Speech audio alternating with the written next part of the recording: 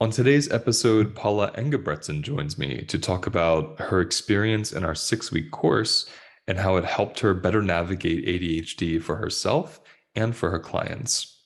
And today, actually, is the beginning of registration for the 6 week course. So if you're interested, please visit the link in the show notes or below, or just go to holisticlifenavigation.com and click on the course.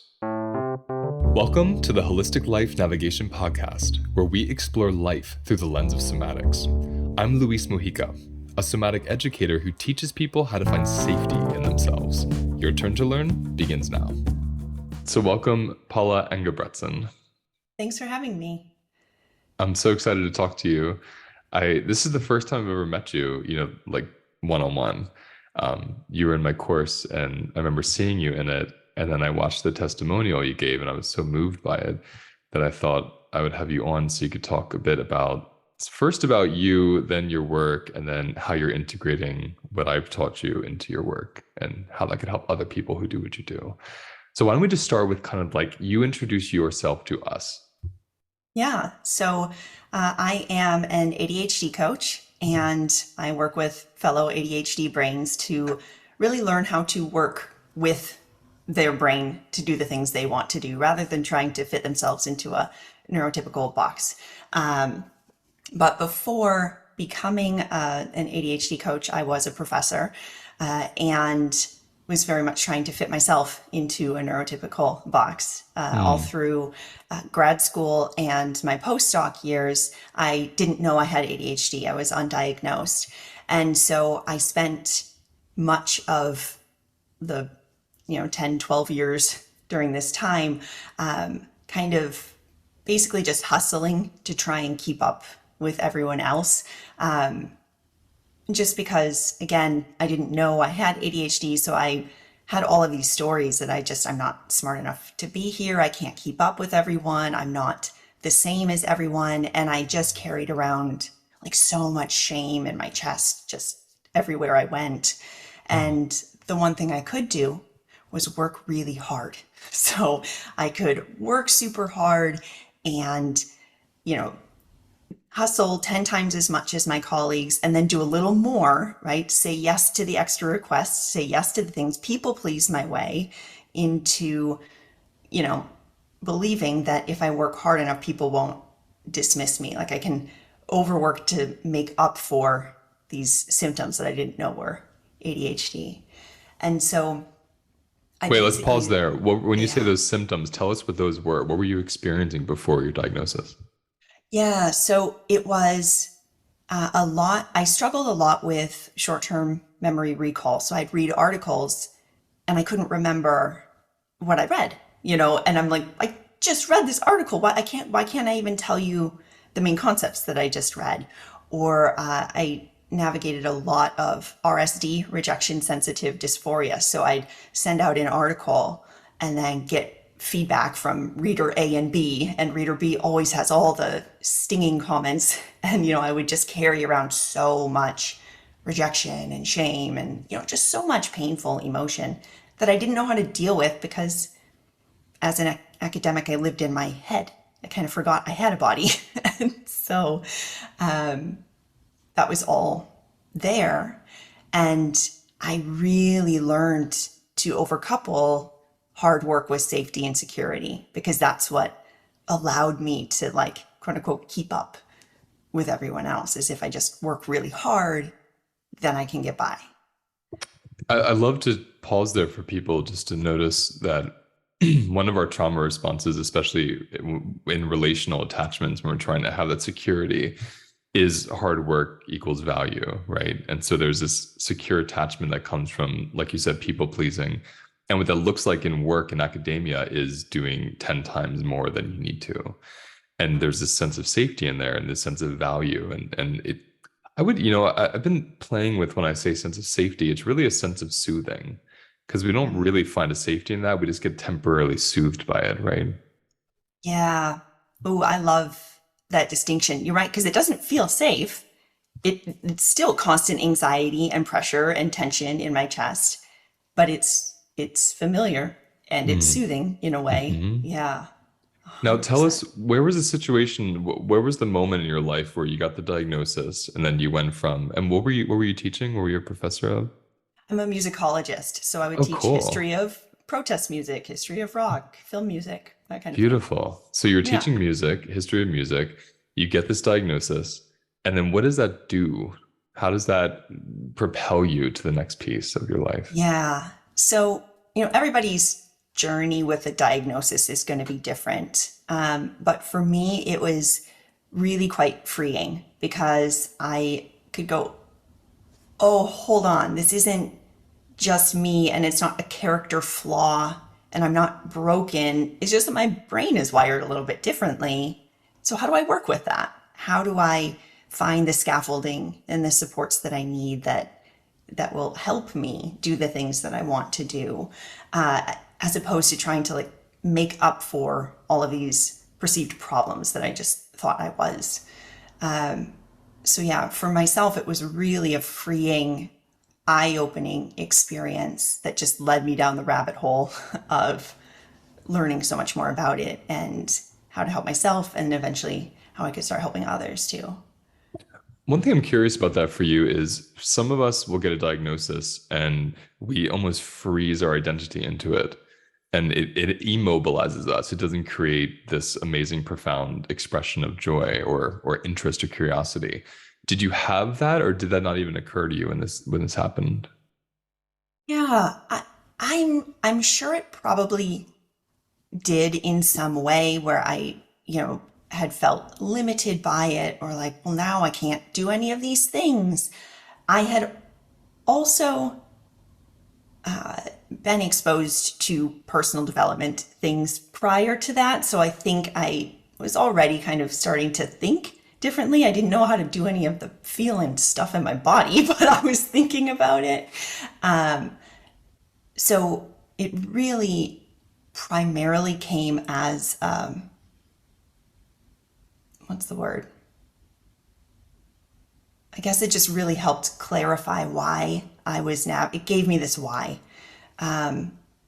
Because the story was like, I'm trying so hard. I'm trying so hard. Why isn't it working? And then it was like, oh, this is the thing. And it's not actually a problem, it's just a difference. I love that. And just for us to hear that it's not a problem, it's a difference. I put that right up with where I talk about it's not a diagnosis or identity, it's an expression, right? So, we call it ADHD, but it's an expression. It's just acronym for how the brain expresses itself. And it's just a different way of expressing, not better or Yeah. worse, just different. I Yeah. think when we can get curious about these expressions and where they come from, we start that self-relating journey of, okay, how do I nourish this instead of how do I fight against it or try to box it in? So Right. tell us about those early, and even what you know now, those early steps or practices around nourishing it. Like what changed in your life to fit the way your brain expressed instead of trying to make your brain fit a certain mold that it didn't work? Yeah. This this was definitely a journey because even when I got my diagnosis, I mean, I certainly wasn't like, oh, great. Now it's all wonderful and you can just do anything that feels great for you. I was like, okay, now I know. So how do I still fit myself into the 5 hour or like 5 a.m. morning with my time blocked schedule? And like, how do I get more done now that that's there, now that I have the diagnosis? So that was certainly I had to realize there was a box, find my way out of it, and that sort of thing. And I've lost the second. What was? Can you repeat that part of your Yeah, question? Sorry. no, don't be sorry at all. I think it's interesting. How did you, if you think about the way things had to shift to meet the expression instead of making the expression meet things that it couldn't, like what were some of those shifts? Yeah. Okay. Thank you. So it was a lot of leaning into what I actually felt. So your work and more of the somatic work is where this really started to come into play.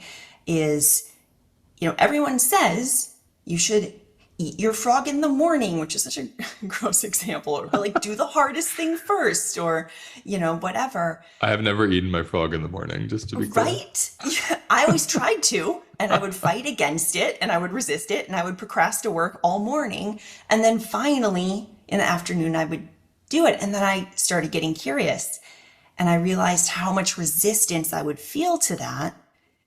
And then started noticing, but actually, I have so much more creativity in kind of the early to mid afternoon, which is when they say that's when everyone has their slump and you're supposed to be tired and, not have the energy at that time. But I actually kind of do.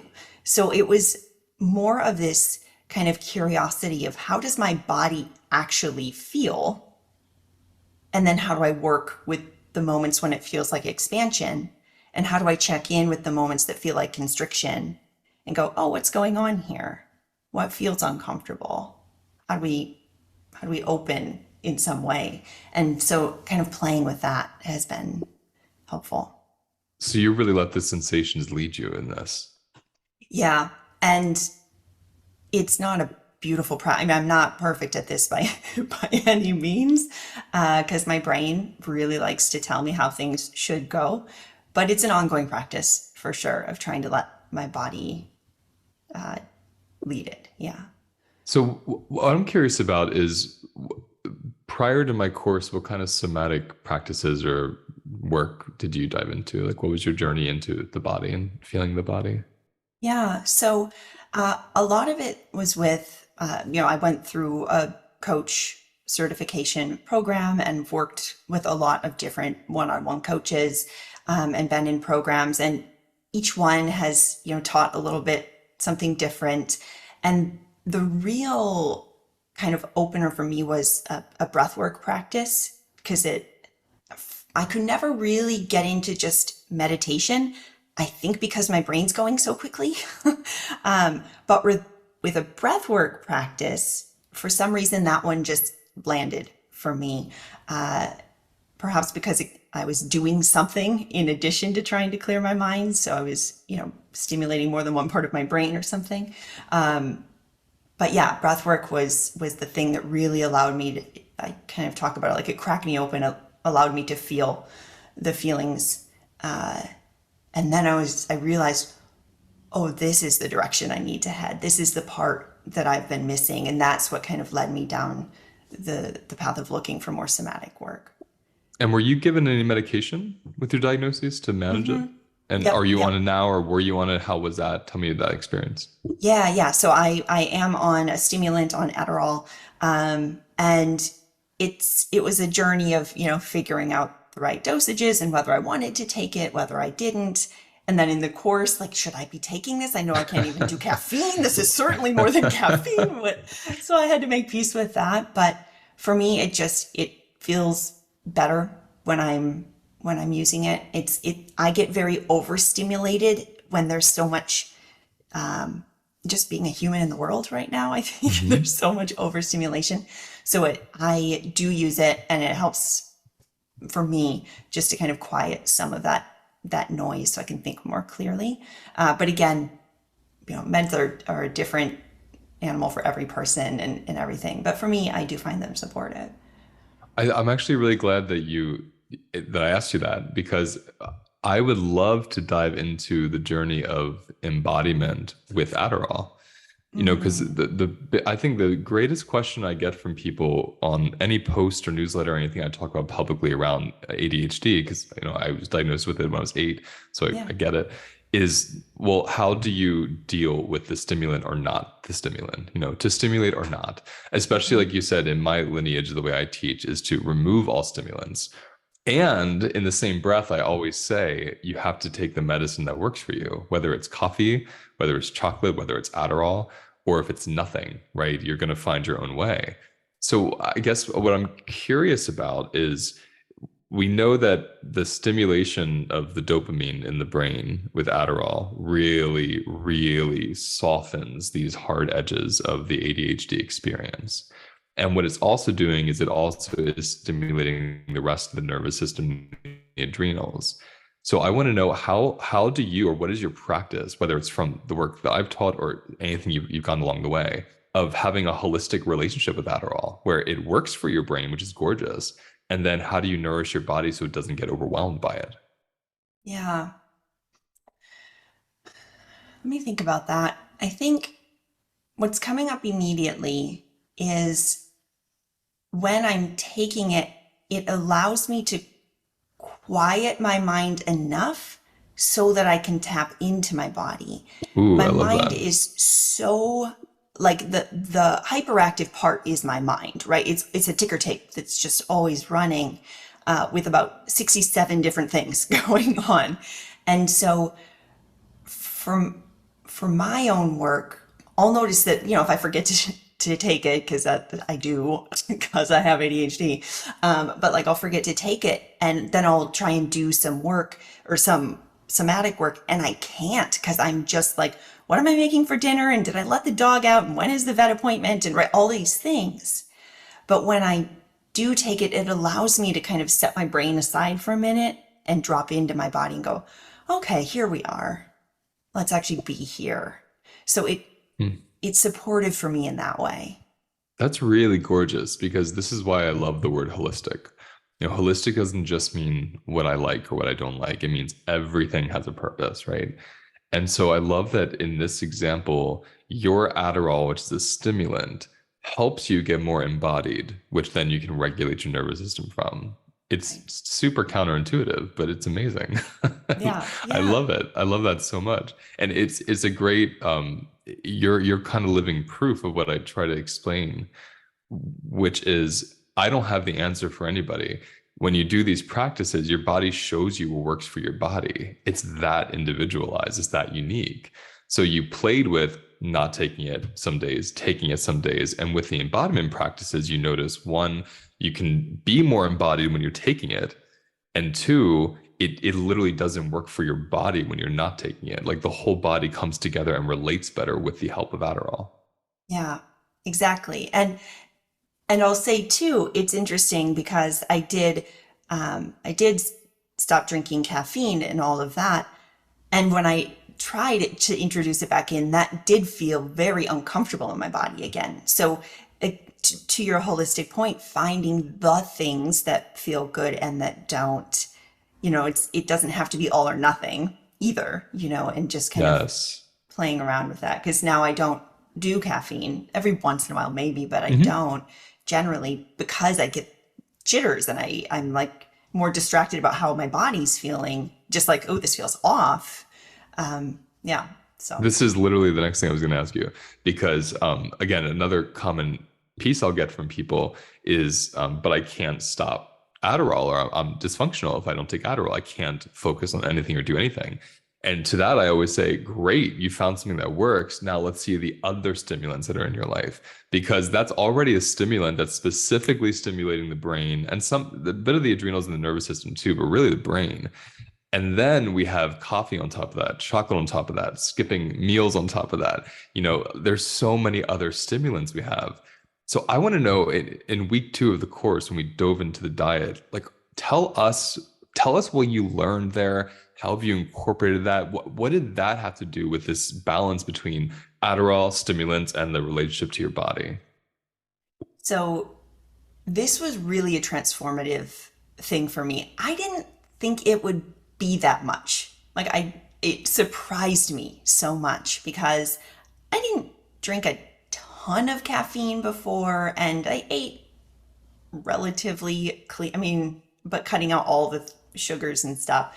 Um, and the caffeine, the first thing I noticed is how exhausted I was. So I was thinking, I guess I didn't really expect that to come up. You had mentioned it and how people might feel tired, and I guess that makes sense when you cut out caffeine. But it was 8 o'clock at night, and I'd be sitting on the couch and I couldn't keep my eyes open, and I'm like, what is happening here? And as someone with ADHD, I navigate what people talk about as revenge bedtime procrastination. Like I do not go to bed. I distract myself. I'm up. I'm doing all the things. It's a great idea to clean out the pantry at 11. Oh Why not? yeah, been there. Uh, and but once I cut out the processed stuff and introduced the beans and cut out the caffeine and everything, I was like, no, I want to go to bed. This is weird. This is so I'll have clients who ask me like, how did you start going to bed? And I'm like, I started eating beans and cut out caffeine. They're like, can you I just give me a strategy? I'm like, that is it. Eat I beans. love the bean answer because it's so insane for everyone. No one that's Yes. if you haven't taken the course, if you know nothing about the bean protocol and you hear us talking about, oh, everything went away when I started eating beans, you're like, beans? The most humble, innocuous food on the planet. What are you talking about? But Yeah. they really change your life, don't they? Yeah. Yeah. And now I just like pound in the Instant Pot every week. Like, here we go. Um, Wait, yeah. I'm just loving this. I have to just pull back. 'Cause I'm seeing this image of like this little cauldron, this Paula cauldron, and there's like Adderall being thrown into it, there's beans being thrown into it, and there's somatic therapy. And I'm just loving how it's creating this baseline in your system. Like you're finding a more settled system than you had before, even though you're still on a chemical stimulant. I'm assuming just from what you said in your testimony, your body's more balanced than it's ever been. Yeah. Tell us Yeah. how it feels to have a balanced body with an ADHD brain. It's a night and day shift. I can tell you that. Uh, it's the words that's coming is it's just so much more grounding. I often feel, I think also because I just for years lived in a flight response as well, but like just always going, going, going. But I just feel so much more grounded and more intentional. Like the impulsivity isn't quite so strong. Um, Always, I mean, not always, of course, it's You still said there, quiet. You but said the word yeah, quiet. okay. I couldn't remember if I did. Um, but yeah, it's just so much more grounding. I just feel more present. I'm not lost in the stories of my mind as much. I'm more here I am in this moment, which is a huge shift. So to that point, do you notice now? So let's say before embodiment work and my course and such, the brain, like you said, ticker tape, just going, going, going. And one thing I talk about a lot, and it almost would take 2 weeks in the course to talk about, is how those thoughts are creating an adrenalized experience. So there's a literal biology to every thought that's slamming into your brain. So I'm wondering for you, what's it like to have some of that space between thought and body reaction? Like, tell us, you know, let's say you have the same amount of thoughts that you had before. Is there a slower reaction in the body? Is it the same reaction? You notice it? I want to know more about the brain body response you're noticing. Yeah. So I don't know that wonder if my body responds slower. I think what it is that I'm noticing the thoughts more and can question them, right? So if it's telling me all these catastrophizing stories or all the things I'm forgetting or whatever, I can go, well, maybe, but maybe not. Is that actually true? Can you be sure that's true? And being able to slow that down. And then I'm also just so much more aware of the constrictions in my body of like, my chest is tight. What's going on? And I'm able, so like, I think, I don't know if it's actually a slower reaction time or greater awareness of what my body's actually doing, or maybe it's a little of both. I'm not entirely sure. But I can say for sure, there's a much greater awareness of what's going on, and then having that ability to slow it down and question it rather than just acting on it. Because again, Hmm. my thoughts are always like, you're behind, you should be doing more, you could be doing more. And so I'm like, you're right, let's go do the things. Yeah. And this allows me to go, but is that true? Yeah. Let's breathe through that and then do some of the somatic work when my body gets anxious that I don't start doing. How do I find the safety? How do I calm, cuddle up with my dog, whatever it is, to Hmm. to soothe? That was really my experience as well when I was learning and practicing these things, because it used to just be brain, thought, body reaction, but I had no awareness of it. So it would just be like this ping pong between mind and body, and it would get so overwhelming, and I would just go into panic attacks all the time. Mhm. And so I'm with you where I'm very embodied now. and my thoughts haven't changed. They still rapid fire because that's the kind of brain I have. And Hmm. so and I love them. They're what allow me to create so much work that I create in the world. And with the embodiment, it's like the witnesser of those thoughts is much more present. So I can tell when the thought comes in and my chest responds to it. But then my chest doesn't just keep responding to it because I'm present, right? I'm able to be with that. That's what you're saying too? Yes, 100%. Yep. Yeah, I think that's revolutionary for people with ADHD, Yeah. to have Yeah. that embodied witnesser. Yeah.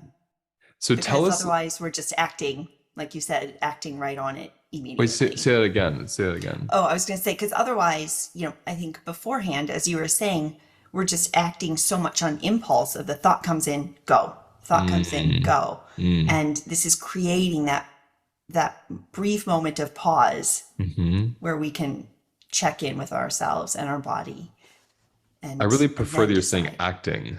Acting is an important word here because I'm talking about the body's internal response, but then there is an action that comes from that impulse.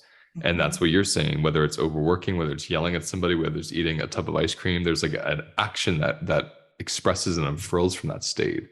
So when you're feeling that state and you're able to witness it, the action doesn't come as quickly because you're kind of witnessing it, right? Hmm. Yeah.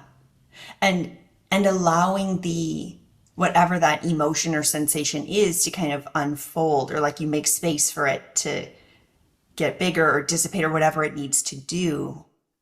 And then suddenly I don't need to go Mm. do the thing or say the thing or eat the thing or whatever it is. I can Hmm. just let it be. Oh, I love that. So tell us a little bit about your work. How do you work with people? What's your philosophy? How do you integrate somatics into it now? Just tell us whatever you want to tell us about that. I'm curious. Yeah. So I work in small groups with people who have ADHD, and my whole framework is around working with your unique brain to do the things you want to do, to create that life that you want to have. Um, and so it's really a mixture of both the the strategy, the mind, how do we build in the scaffolding that does work for you? Because some brains really like a lot of structure, right? We need more structure to lean on.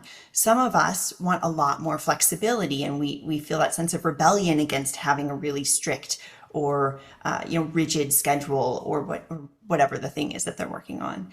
And so we spend time finding what those tools are that feel really good for you and learning how to, if you're going to do a podcast, if you're going to start a podcast, how do we actually break down those steps and make them manageable so that we don't go into an ADHD overwhelm spin of like, there's so much and I don't know where to start because sequencing is hard for our brain. How do we actually do that? And then this is where I think the somatic part is everything, is how do we calm ourselves through it? Like when we get activated or we're spinning out because we don't know how to prioritize and we can't choose what's most important or everything's on fire. And how do we know where to start? How do we create some safety? How do we remind ourselves that your body's doing its job? It's showing up. It's trying to help in the way that it knows. But how can we be there and self-soothe and work through those things? And then also, I think when it comes, one of the things that people often come to me with is procrastination. Like, I just can't get started on something. I can't do it, right? Like, I just can't get started. And I think you've talked about this in some of maybe one of your podcast episodes or I can't remember in the course, but do you actually want to do the thing? Like, are we Totally. procrastinating because maybe you don't know where to start and it is big and overwhelming. We need to break down the steps. But is it like a full body yes here, or is it an intellectual yes, like a should? Yes. Let's pause there. That's so important because I totally see both of those, right? There's the I'm overwhelmed, my body goes into freeze response. I call it procrastination. Or Mhm. there's this, I think what you're referring to with me is the desire and capacity. It's like, Yeah. I think I should or want this, but I actually don't have the capacity to do it. So either way, if you're coming from either of those, the result is going to be what we call procrastination. But what Right. you're pointing us to is so important is when you're mentally focused or mind focused or even desire oriented rather than capacity oriented, you're not noticing your body's ability to do this thing that you think it should or actually needs to do. So you're literally having a brain lead you, a brain that is so like you said, that's not capable of sequencing and pacing and titrating, a brain that gets very easily overwhelmed, that feels deeply and strongly, Mhm. that becomes the thing that takes over. Yeah. But this little brain compared to all this long body underneath it, when we start to get in, and I loved it in your testimony, you said something like, I didn't even realize I had a body. Yeah. And I think that's so important because when you say people want to get it done, how do we get anything done? We use our bodies. So it's like until I realize, can I feel for my body? I will know if it's a yes or no. I will know if it's capacity. I will know if it's overwhelmed. The body tells me what that is. So just continue, but I just wanted to kind of pull that out. I thought it was so rich. Yeah. Well, and that's one of the, it seems so simple, but one of the core things that I always want people to check in on is, when you think about doing this thing, does your body constrict or expand? Like, is it a closing down or an opening up to whatever it is? If it's a closing down, let's let's either just let it go or look at why, because there's Yes. a should in there somewhere, or a have to, or a need to, or whatever. And so the somatic work there is so powerful. And then the other area, I know so many of my clients have had a later diagnosis, which means they've also developed all these stories that they should just try harder or work harder, or, they just have this failure about them. So there's often a lot of shame in their upbringing, because they've just been told, you have so much potential if you would just apply yourself. Like, the amount of times people have been told this. And so using the somatics and the practices to really uncouple the stories that they've been telling themselves, the stories they've heard from other people, and really learning how to separate that and recognize and lean into their strengths and all the things that they bring to the table, and open up to that and learn how to release the other stories and the pain, yeah, the pain that's in their Hmm. body, frankly. That's Yeah. a really clear, you just laid that out really beautifully for those listening because it's so I'm hearing these kind of I hear this trifecta from what you're saying. I hear this one part which is you literally help people like analyze how to do their work they need to do through an Mhm. ADHD brain because you have one, so you understand it. So you have all these techniques and strategies and ways to kind of work through the day. Then you show them in their bodies, like is there a constriction or expansion with this? There's constriction. That's some subconscious part of you saying no. We have to figure out what that is. Is it a real no or is it a fear no? And then Mhm. you kind of go from there. And then that third one you just said is the uncoupling.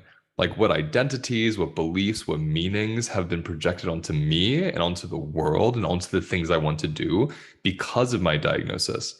When I uncouple that, there's just pure freedom. I can do Mhm. whatever I want. I just have to do it differently. That's Yeah. beautiful. And then adding into that, how do we create capacity for that joy, for Mm, that, oh wait, it's okay that you're not hustling all the time. That's mm. actually safe. And so creating that capacity. I mean, that's something I'm still working on, Oh yeah. because it's a challenge. Your wintering practice was beautiful. Thank you. Yeah, that is that next part. When we Yeah. uncouple, what do we feel in that space and let that feel safe? Mm. I love that. And what Paul is referring to is I did a 3 week email series. I'm going to do one every season. So anyone listening, you just go to the website and sign up for the newsletter. You'll get that for free. But we did this wintering one, you and a bunch of other people, and it was so cool.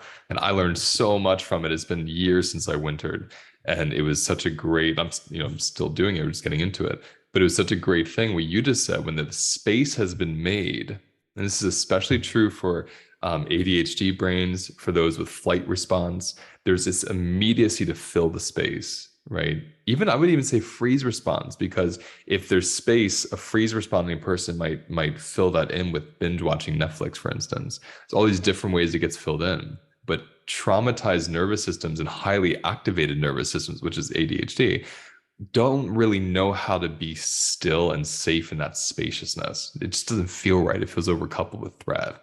So I love that through all those kind of lessons and practices that you're teaching people, this, not where they get to, because there's never a get to, but one of the kind of deeper practices is, okay, once we get this part down, then we get down sitting in space, feeling okay in space, having breath, having breaks, feeling safety in this, not having to do. It's the total opposite of what you found safety in before. Mm-hmm. Yeah. I am recently completely hyper-focused on knitting. I have now become obsessed with knitting. And I noticed myself when I first started, like, oh, now I can listen to business podcasts and productivity things whilst totally. knitting, right? Yeah. But then it was such a great practice to, or not, right? Or you could just knit and see how that goes, or just listen to music while doing it, or, it doesn't have to be a productive thing while doing something you're enjoying.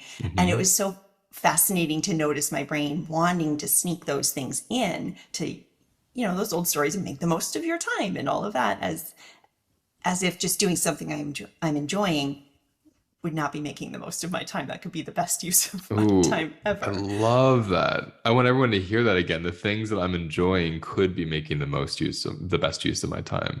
Yeah. That's so important to me, because when we think of building capacity, I've been playing with the word building and switching it with nurturing, like in and out, because it's a nurturing. The building mentality is what we've done our whole life, of pushing beyond our capacity. But nurturing capacity is really what you just exemplified. Oh, I enjoy knitting. Can I just let myself enjoy doing this? You build some capacity for joy there, instead of, I'm going to knit and dissociate from the knitting and listen to the podcast. That's just another, trauma response, which is okay sometimes, but it's just so nice that you have that other option, right? Right. Yeah. That's so beautiful. Tell people how to find your work if they want to work with you. Yeah. So if they want to learn more, they can head to I'mBusyBeingAwesome.com. That's my website. It's my podcast, I'm Busy Being Awesome. My Instagram handle, same thing. All I'm Busy Being Awesome. So, yeah. I want to thank you so much for coming on here and speaking, and I'm so glad you came through our doors and I got to meet you. Well, thank you for having me and for sharing all your wisdom. It's been life-changing. That's the end of today's episode. Now let's take a moment to notice where we feel the episode in our bodies. Close your eyes. Take a breath. And let whatever wants to come up, come up. And remember, those sensations hold the wisdom that we're looking for. If you want to go deeper, visit holisticlifenavigation.com.